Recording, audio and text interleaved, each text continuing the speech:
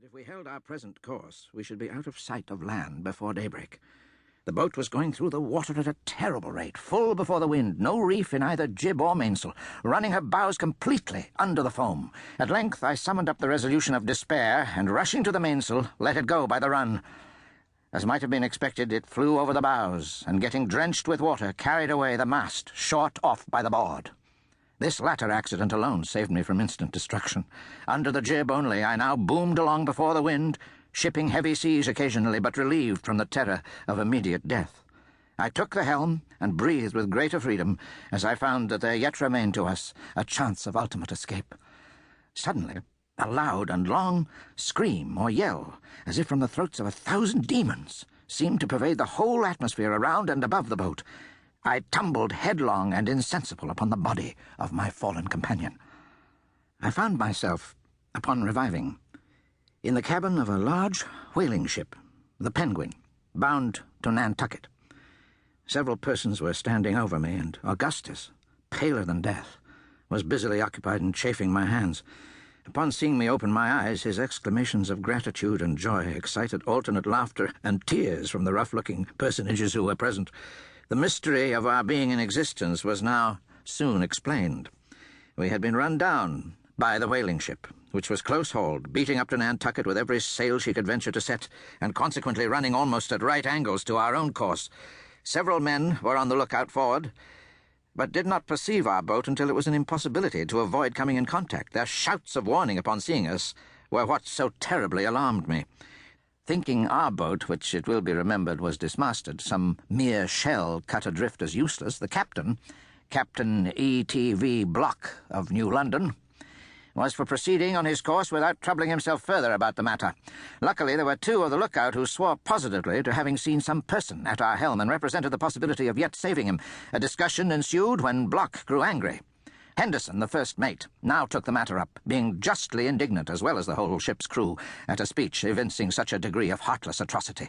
He spoke plainly, seeing himself upheld by the men, told the captain he considered him a fit subject for the gallows, and that he would disobey his orders if he were hanged for it the moment he set foot on shore.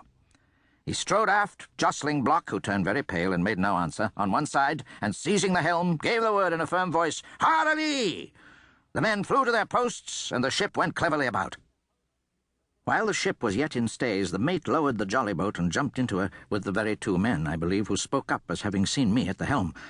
The body of a man was seen to be affixed in the most singular manner to the smooth and shining bottom, and beating violently against it with every movement of the hull.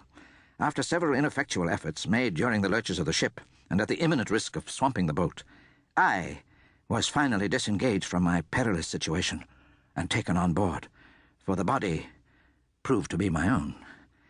It appeared that one of the timber bolts, having started and broken a passage through the copper, had arrested my progress as I passed under the ship and fastened me in so extraordinary a manner to her bottom. The head of the bolt had made its way through the collar of the green baize jacket I had on, and through the back part of my neck, forcing itself out between two sinews and just below the right ear. I was immediately put to bed, although life seemed to be totally extinct. There was no surgeon on board. The captain, however, treated me with every attention, to make amends, I presume, in the eyes of his crew for his atrocious behaviour in the previous portion of the adventure. In the meantime, Henderson had again put off from the ship, although the wind was now blowing almost a hurricane. He had not been gone many minutes when he fell in with some fragments of our boat, and shortly afterwards one of the men with him asserted that he could distinguish a cry for help at intervals amid the roaring of the tempest. This induced the hardy seamen to persevere in their search for more than half an hour. After searching in vain for about the period of time just mentioned, it was determined to get back to the ship. They had scarcely made this resolve when a feeble cry arose from a dark object that floated rapidly by. They pursued and soon overtook it. It proved to be the entire deck of the Ariel's cuddy. Augustus was struggling near it, apparently in the last agonies. Upon getting hold of him, it was found he was attached by a rope to the floating timber. The Ariel was slightly put together, and in going down, her frame naturally went to pieces. The deck of the cuddy, as might have been expected, was lifted by the force of the water rushing in entirely from the main timbers, and floated, with other fragments no doubt, to the surface. Augustus was buoyed up with it, and thus escaped a terrible death. It was more than an hour after being taken on board the Penguin before he could give any account of himself. The deck was drifting rapidly.